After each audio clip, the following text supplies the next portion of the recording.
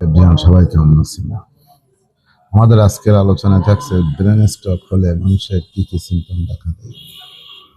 Brain stroke হলে যদি মানুষের মস্তিষ্কে হিমোরেজ কম হয় বা রক্তক্ষরণ কম হয়, সেক্ষেত্রে কিছু কিছু মানুষ প্রাণে বেঁচে থাকলেও যে কোনো একটা অঙ্গহানি হয়ে যায়, যে কোনো একটা অঙ্গ, যে কোনো একটা অর্গান, যে কোনো একটা সাইড কিন্তু অ্যাবনর্মাল, অনেক সময় সার থাকে না। এক কথায় বলা যায় যে প্যারালিস্ট হতে পারে। যদি এ ধরনের সিমটম বা প্যারালিস্ট আপনার ভিতরে দেখা দেয়, বা ওই ধরনের পেশেন্টের যখন এই প্যারালিসিস দেখা দেবে, তখন অবশ্যই ডাক্তারের ওষুধের পাশাপাশি চিকিৎসার পাশাপাশি আপনাকে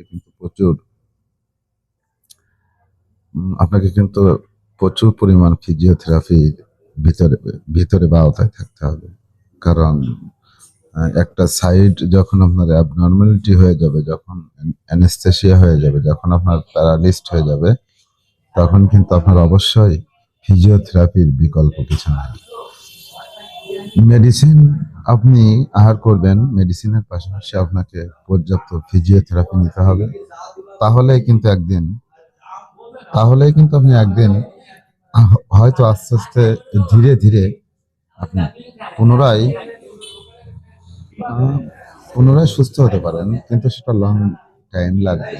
কিন্তু তারপরে আপনার আস্তে আস্তে রিকভার করবে, বা অনেক পেশেন্টকে রিকভার করেছে, আমরা দেখেছি। তো যাই হোক, ফিজিওথেরাপির বিকল্প কিছুই নেই। তো ভিডিওটা সবাই মনোযোগ সহকারে দেখবেন। আর এ ধরনের পেশেন্ট যদি আপনার বাড়িতে অথবা আপনার এলাকায় থেকে থাকে, আপনি অবশ্যই সাজেস্ট করবেন।